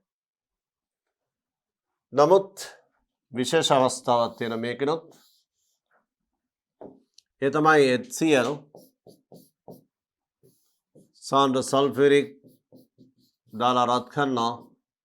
සල්ෆරික් වල ඔක්සිකාරක ගුණය මදි නිසා මේකට දාන මැංගනීස් ඩයොක්සයිඩ්. තවත් ප්‍රබල ඔක්සිකාරකයක්. ඒක දැම්මන් පස්සේ මේ ක්ලෝරයිඩ් ක්ලෝරින් බවට ඔක්සිකරණය වෙනවා. නමුත් HF කිසිදු ඔක්සිකාරකයකට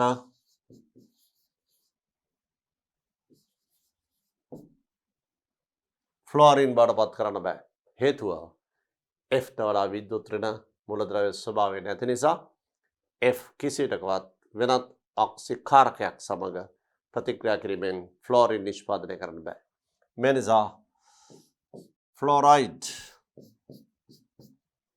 ඔක්සිකරණය නොවේ. ඒ නිසා මේකේ පිළිතුර අසත්‍ය ප්‍රකාශය අහන්නේ. අනිත් සියලුම ප්‍රකාශ සත්‍යයි. මේ තියෙන්නේ අන්තිමටම සාකච්ඡා කරේ HCl HF සාන්ද්‍ර සල්ෆරික් මගින් ඔක්සිකරණය වෙන්නේ. අනිත් දෙන්නම ඔක්සිකරණය වෙනවා. මේ ප්‍රකාශ සියල්ලම හරි. මේ අනුව අසත්‍ය ප්‍රකාශය පිළිතුර 2. දැන් බලමු ප්‍රශ්න අංක 25. පහත දී ඇති නිරීක්ෂණ සියල්ලම පෙන්වනු ලබන සංයෝගය කුමක්ද? බ්‍රේඩි සමග තැඹිලි අවක්ෂේපය. බ්‍රේඩි කියන්නේ කාබොනිල් සංයෝග හඳුනා ගැනීමේ ප්‍රතිකාරකය. ඇල්ඩිහයිඩ් කීටෝන දෙවර්ගයේම බ්‍රේඩිත් එක්ක කහ තැඹිලි අවක්ෂේපයක් ලබා දෙනවා. මේ අනුව මේක ඇල්ඩිහයිඩයක් මේක ඇල්ඩිහයිඩයක් මෙතන නෑ කාබොනිල් උත්පන්නයක් නෙවෙයි. මේක කීටෝනයක් මෙතන ඇල්ඩිහයිඩයක්. මේ අනුව බ්‍රේඩි සමග තැඹිලි අවක්ෂේපයක් ලබා දෙක කියන එකට අවනත නොවන්නේ අංක 3. පිළිතුරු 1 2 4 5 විය හැකියි. ආම්ලික කේමනෆොස් සමග ඩයිකාබොක්සිලික් අම්ලය. ඩයිකාබොක්සිලික් අම්ලය කියන්නේ කාබොක්සිලික් කාණ්ඩ දෙකක්. එහෙනම් බෙන්සින් වලේ ස්ථාන දෙකකින් සම්බන්ධලා තියෙන කාණ්ඩ දෙකක් ආම්ලික කේමනෆෝ එක ප්‍රතික්‍රියා කරාම කාබොක්සිලික් බවට ඔක්සිකරණය වෙන්න. මේ විය හැකි මේ වෙන්න බෑ. ඒක ආදේශිතයි. ඩයිකාබොක්සිලික් එන්නේ කිසිටකවත් එකයි වෙනවා. මෙතන එන්නේ ඩයිකාබොක්සිලික් මෙතන OH කාණ්ඩයක් තියෙන්නේ. මේක කාබොක්සිලික් කාණ්ඩයක් වෙන්නේ කිසිටකවත්. ඒ නිසා මෙතන කාබොක්සිලික් කාණ්ඩයක් වෙන උඩ කොටස විතරක් මේක වෙන්න බෑ. ඒ නිසා මේකත් අයින් වෙනවා. මේ අනුව අවසාන තීරණය පිළිතුරු 2යි 1 සහ 2. බලමු. මෙතිල් මැග්නීසියම් බ්‍රෝමයිඩ් සමග ප්‍රතික්‍රියාවෙන් වායුවක් ලබා දෙයි. අන්න තීරණාත්මක ස්ථානය. කොහොමද? ග්‍රීනාඩ් ප්‍රතිකාරකය. Methyl magnesium bromide. Methyl magnesium bromide ප්‍රතික්‍රියා කරනවා මේ වගේ ප්‍රභේද. මේ තියෙන අග්‍රස්ත හයිඩ්‍රජන් තියෙන ඇල්කයින. ඒ වගේම මධ්‍යසාර ඒ වගේම කාබොක්සිලික් අම්ල ඇමීන ප්‍රාථමික ඇමීන ද්විතීයික ඇමීන තෘතීයික ඇමීන ප්‍රාථමික තෘතීයික ඇමීන ගත්තොත් ඒකේ H එකක් නැහැ ආම්ලික. ඒක නිසා ප්‍රාථමික සහ ද්විතීයික ඇමීන R2NH මෙතන H එකක් තියෙන්න ඕන N මත. මෙන්න මේ සලකුණු කරන ලද H ආම්ලිකයි. ඒකෙන් පුළුවන් H එකක් දීලා මේ ග්‍රීනාඩ් ප්‍රතිකාරකයේ මේ කොටස දාන මේ කොටස ඍණ මේ ඍණ කොටස H එකත් එක්ක මීතේන් ලබා දෙනවා. මීතේන් CH4 මේකට තව එකතු කරන්න පුළුවන් ෆීනෝල්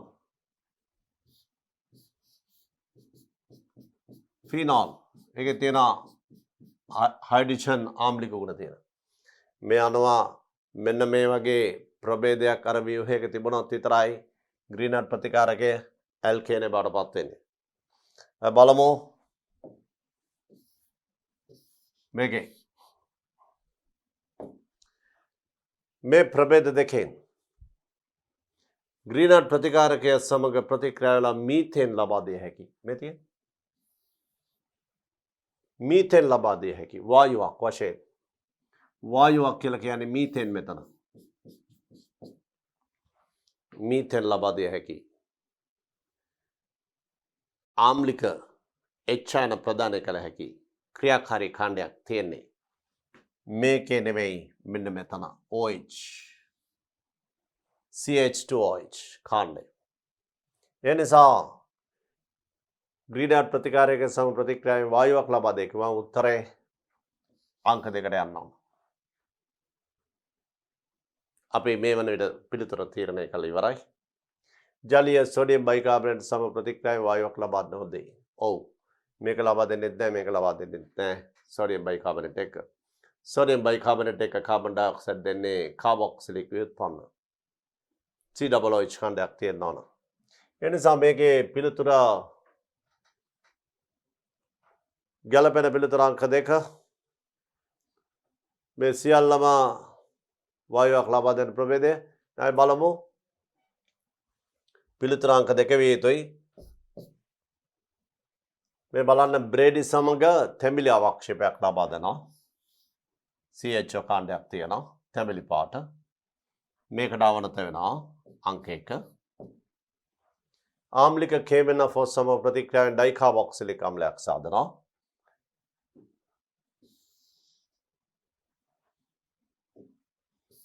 ආම්ලික KMnO4 දැම්මන් පස්සේ මේ CH2OH ඛණ්ඩය COOH වෙනවා. CHO ඛණ්ඩය COOH වෙනවා. මේ තමයි ඩයිකාබොක්සිලික් අම්ලය.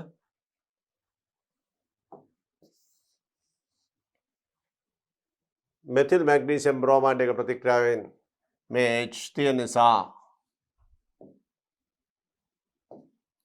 මේ H මගින් මේ CH3 ඛණ්ඩය CH4 බවට පත් කරනවා. සෝඩියම් බයිකාබනේට් එක මෙයා කිසිදු ප්‍රතික්‍රියාවක් නැහැ. මේ අනුව මේ පිළිතුර අංක 2. අපි යමු ප්‍රශ්න අංක 26. ඝනත්වය දීලා තියෙනවා 1.6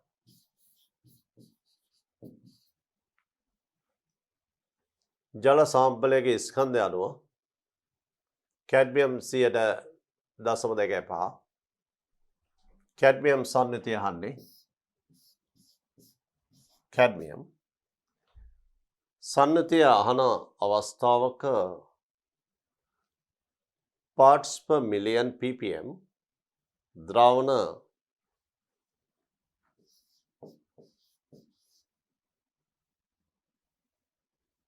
10.6 මිලිග්‍රෑම් 10.6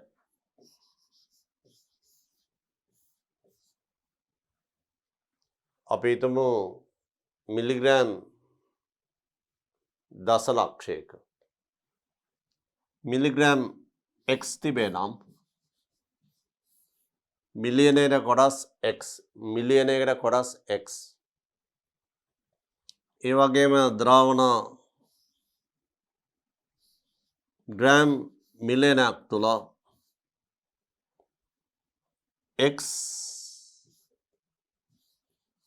ග්‍රෑම් x තිබේ නම් ග්‍රෑම් මිලියනයක් තුළ ග්‍රෑම් x තිබේ නම් කැඩ්මියම් වල සම්නිතිය මිලියනයකට කොටස් x parts per million x මේකේ ඝනත්වය අවශ්‍ය වෙන්නේ නැහැ වගේ ගන්න හදන්න. මොකද මේ මෙතනම සම්නිතිය ප්‍රකාශ වෙලානේ තියෙන්නේ මෙතන.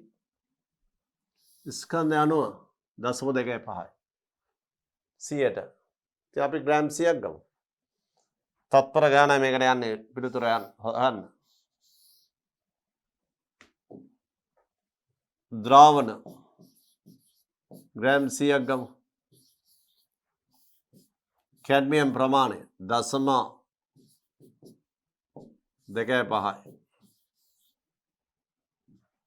බලන්න නැවත. එතින් ස්කන්ධ යනවා කැඩ්මියම් 100.25යි. ස්කන්ධ ප්‍රතිශතය.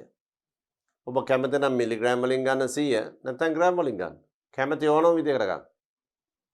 මිලිග්‍රෑම් 100ක මිලිග්‍රෑම් 0.25යි. ග්‍රෑම් 100ක ග්‍රෑම් 0.25යි. මෙතෙන් දැන් 100ක මෙච්චර නම් මිලියන එක 0.25 100ෙන් බෙදලා 10න් වැඩි කරන්න. පිළිතුර යනවා 0.25 වැඩි කිරීම 10 4. 0.25 100ෙන් වැඩි කරාම 25යි. තවත් 100ක් ඉතුරු වෙනවා 2500යි. මේ යනවා ඔබේ පිළිතුර.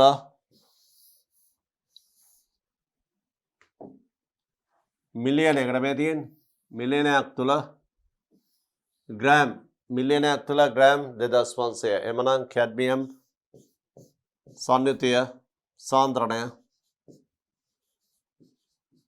2500යි. parts per million.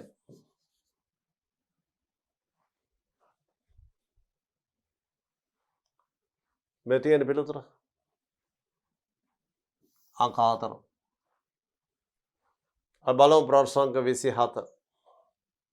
Lithium aluminium හයිඩ්‍රයිඩ් මගින් ඔක්සිහරණයෙන් පසුව ලැබෙන ප්‍රතික්‍රියා මිශ්‍රණය මෙයත් එක්ක ප්‍රතික්‍රියා කිරීමේදී ලැබෙන ඵලය. අපි මුලින්ම බලමු මෙයා ලිතියම් ඇලුමිනියම් හයිඩ්‍රයිඩ් එක ප්‍රතික්‍රියා කළාම මේ සංයෝගය CONH2 සහ COOH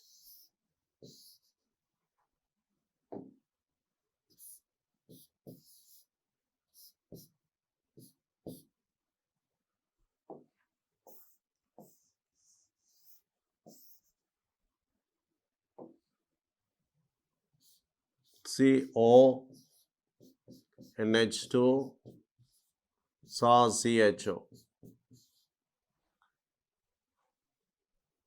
ලිතියම් ඇලුමිනියම් හයිඩ්‍රයිඩ් කියන්නේ ප්‍රබල ඔක්සිහාරකයක්.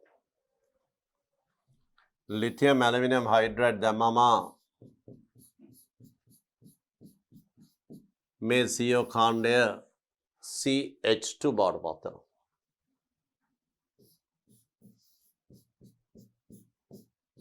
CH2NH2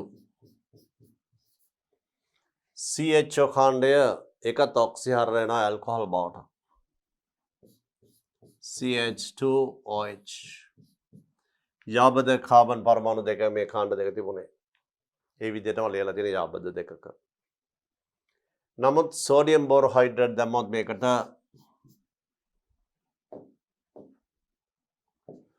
සෝඩියම් බෝරෝහයිඩ්‍රයිඩ් මේ CO කොටස ඔක්සිහරණය වෙන්නේ. ඒ නිසා ඒමයිඩය ඒ ආකාරයමයි CONH2 මේ CHO කාණ්ඩේ පමණක් ඔක්සිහරණය වෙනවා. CH2OH බවට. දැන් ඔබ තේරුම් ගත යුතුයි ලිතියම් ඇලුමිනියම් හයිඩ්‍රයිඩ් කියන්නේ ටිකක් ප්‍රබල ඔක්සිහාරකයක්. ඊට සාපේක්ෂව සෝඩියම් බෝරෝහයිඩ්‍රේට් කියන්නේ දුබල ඔක්සිහාරකයක්. ඊළඟට මේකට එකතු කරලා තියෙන ඔක්සිහරණයෙන් පස්සේ බෙන්සල්ඩිහයිඩ් ඇල්ඩිහයිඩ් කාණ්ඩයක් බලමු. ඇල්ඩිහයිඩ් කාණ්ඩයක් එකතු වුණාම මොකද වෙන්නේ කියලා. මේ බලන්න CHO කාණ්ඩය මෙන්න මේ කොටස එකතු කරන්නේ මොනවද හැදෙන්නේ? මේ ප්‍රාථමික ඇමීනයකට ඇල්ඩිහයිඩයක් හෝ කීටෝනයක් එකතු කළාම මේක NH2 කාණ්ඩය මේක O එකත් එක්ක ඉවත් වෙනවා. ඕනම ප්‍රාථමික ඇමින එකට ඇල්ඩිහයිඩයක් කීටෝනයක් දැම්මම වෙන දේ මේ තිබ්බේ. මේ තියෙන්නේ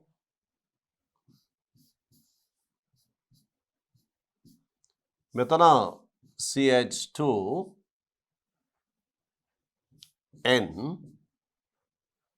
මේ H දෙක මේ එකත් එක්ක යනවා. N සහ C අතර දිත්ත බන්ධනයක් යනවා. මේ CH එක හැමමයි. ඔය ආකාරයි. මෙතන CH2OH කාණ්ඩය ලෙසමයි. මේ අනුව පිළිතුර මේ ආකාරයේ මෙතන විතරයි ප්‍රතික්‍රියා වෙන්නේ. ඇල්ඩිහයිඩ් දැම්මම මේ අනුව අපි ගත්තොත්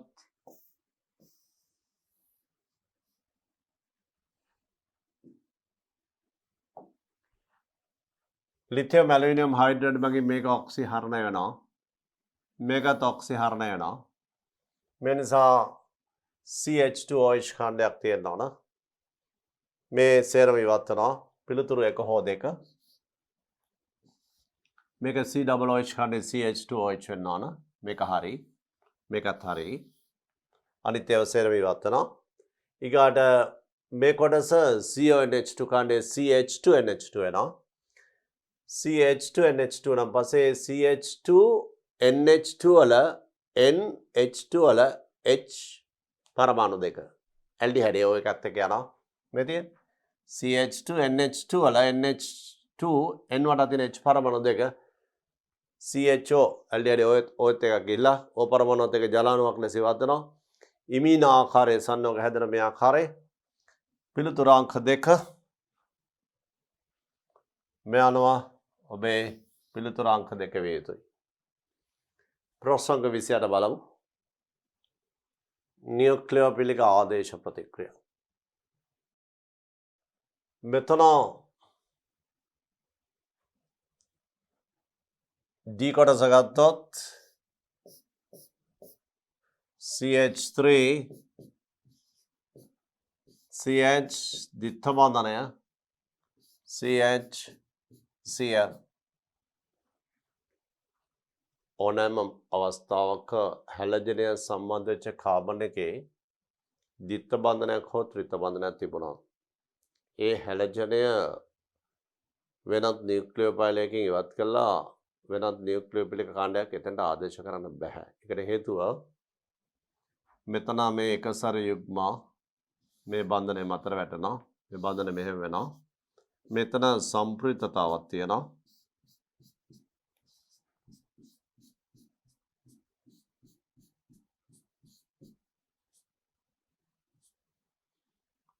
කාබන් හා ක්ලෝරින් අතර ද්විත්ව බන්ධන ස්වරූපයක් යනවා.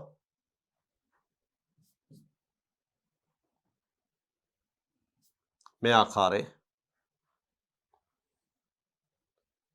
මෙන්න මේ ආංශික ද්විත්ව බන්ධන ස්වරූපය වෙන නිසා න්‍යික්ලියෝෆිලික ආදේශනයක් ගැන කිසියකවත් හිතන්න එපා. මෙන්න මේ වගේ සංයෝග මේ තියෙන ඇරිල් හේලයිඩ් හැලජනය සම්බන්ධ කාබනික ද්විත්ව බන්ධනයක් තියෙන එක මේ හැලජනය සම්බන්ධ කාබනික ද්විත්ව බන්ධනයක් හෝ ත්‍රිත්ව බන්ධනයක් තියෙනවා. මේකත් ඒ වගේමයි මේ විදිහට මෙතන ද්විත්ව බන්ධන ස්වරූපයක් යනවා. ක්ලෝර්බෙන්සීන් නැත්නම් ඇරිල් හේලයිඩ්. ඒ නිසා මේකේ න්‍යික්ලියෝෆිලික ආදේශය කිසිසේත්ම හිතන්න එපා D වල. ඒ නිසා මේකේ ප්‍රතික්‍රියා ශීඝ්‍රතා අඩුම ප්‍රභේදය හැටියට ගත්තොත් D වෙන්න ඕන. මේ නිසා පිළිතුරු කීපයක D තියෙන මේ. ඒ වගේම වේගවත්ම ප්‍රතික්‍රියා ශීඝ්‍රතාව ගත්තොත්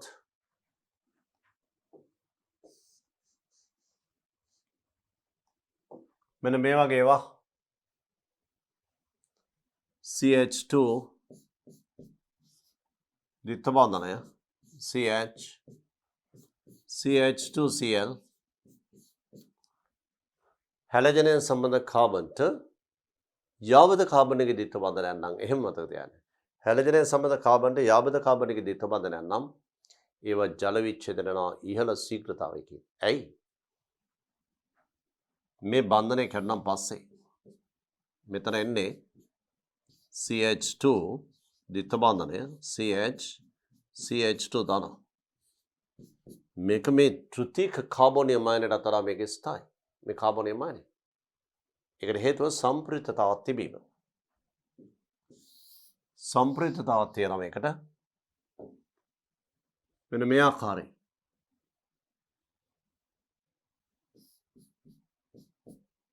මේ ඉලෙක්ට්‍රෝන යුග්මය දෙනවා මේ පැත්තට. දීලා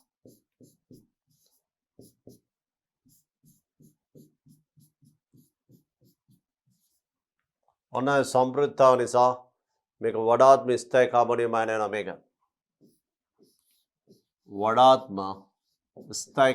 වඩාත්ම ස්ථායි කාබෝනියම් අයනය. මේ නිසා මෙන්න මේ ආකාරයේ ව්‍යුහ හැලජනය සම්බන්ධ කාබන්ට ජාබද කාබනයේ ද්විත්ව බන්ධන තියෙන ඒවා.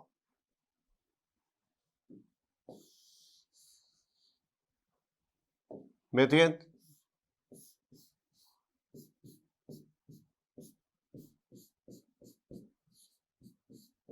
හැලජනය සම්බන්ධ කාබන්ට ජාබද කාබනයේ ද්විත්ව බන්ධන තියෙනවා මේවා. බෙන්සිල් ක්ලෝරයිඩ් වේගයෙන් ජල විච්ඡේදනය වෙනවා. නැත්නම් බෙන්සින් ක්ලෝරයිඩ් නියුක්ලියෝෆයිල සමග වේගයෙන් නියුක්ලියෝෆිලික ආදේශ ප්‍රතික්‍රියාවට භාජනය වෙනවා. මේකට අපි OH යන දැම්මත් නියුක්ලියෝෆයිල වේගයෙන් ප්‍රතික්‍රියා වෙලා සෑදෙනවා.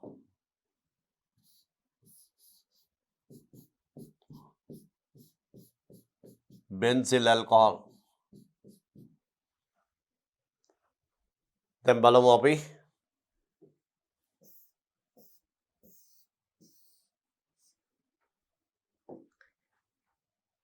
මෙන්න මේ C වේගයෙන්ම ජල විච්ඡේදනය වෙනවා. D වෙන්නේ නැහැ. මේ ප්‍රාථමික ඇල්කයිල් හැලයිඩ් වල මේ බන්ධනය කැඩීමේදී වෙන්නේ මේ ආකාරයේ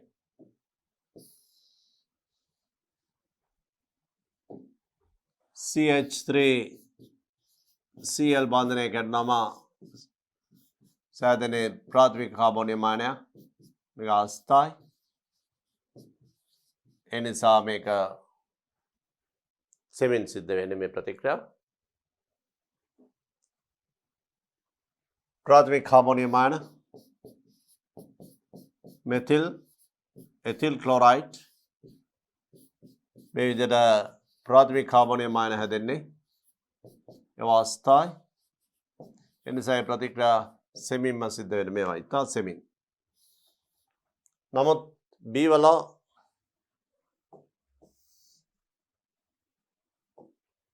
මෙතන තියෙන්නේ තෘතීක කාබෝනියම් අයනයක් සෑදෙන ආකාරයේ තෘතීක ඇල්කයිල් හැලයිඩයක්. මෙතන සෑදෙන්නේ බන්ධනය කැඩලා තෘතීක කාබෝනියම් අයනයක්. ඒක වඩා ස්ථායි. ළමනේ කාබෝනියම් අයන කීපයක් තිබේ නම් සම්ප්‍රයුක්තතාව ව්‍යුහ දෙන. එතෙන්දී මූලිකත්වය දෙන්න ඕනේ සම්ප්‍රයුක්ත ව්‍යුහ වැඩිම සංඛ්‍යාවක් ගෙන දෙන කාබෝනියම් අයනයට. ඒ නිසා ප්‍රාථමික ඊට වඩා ස්ථායි ද්විතීක ඊට වඩා ස්ථායි තෘතීක ඊටත් වඩා ස්ථායි සම්ප්‍රයුක්තතාවන් ගෙන දෙන කාබෝනියම් අයන. ඒ සම්ප්‍රයුක්තතාවන් දෙන කාබෝනියම් අයන අතරිනුත් වඩාත්ම ස්ථායි සම්ප්‍රයුක්ත ව්‍යුහ වැඩිම සංඛ්‍යාවක් දෙන කාබෝනියම් අයන. මේ අනුව දැන් ඔබට මේකේ පිළිතුර හොයාගන්න පුළුවන්. ඉතින් ලේසි. දැන් බලමු මේකේ කාබෝනියම් අයන වල ස්ථායතාව ගත්තම මේකෙන්නේ ප්‍රාථමික කාබෝනියම් මේකෙන්නේ තෘතීක කාබෝනියම්. ප්‍රාථමිකට වඩා තෘතීකයේ ස්ථායි. මේ අවස්ථාව ස්ථායි. එනිසා මේකේ සැලකිය යුතු වේගයකින් ප්‍රතික්‍රියා කරනවා. ඊට සාපේක්ෂව A වේගය අඩුයි. නමුත් මේ තියෙන්නේ සම්ප්‍රයුක්තතාවක් දෙන කාබෝනියම් අයනයක්. මේක තමයි ශීඝ්‍රතාව උපරිම. එහෙමනම් මේකේ පිළිතුරු දිහා බලනකොට අපිට පේනවා වේගවත්ම ප්‍රතික්‍රියාව C විය යුතුයි. C වේගවත්ම. එමනම් මේ පිළිතුරු අතරින් වේගවත්ම C වෙන්නේ අංක 2. වේගවත්ම C ඊගාවට තෘතීක ඊගාට ප්‍රාථමික අඩුම මේක නොවන ආකාරය D ආකාරය. මේ අනුව ප්‍රශ්න අංක 28 පිළිතුර අංක 2 විය යුතුයි. 28 අංක 2. අංක 2. අද පාඩම මෙතනින් නිම කරනවා. ලබන පාඩමේදී බලමු ප්‍රශ්න අංක 29 සිට ඉතිරි බහුවර්ණ සාකච්ඡා කිරීම.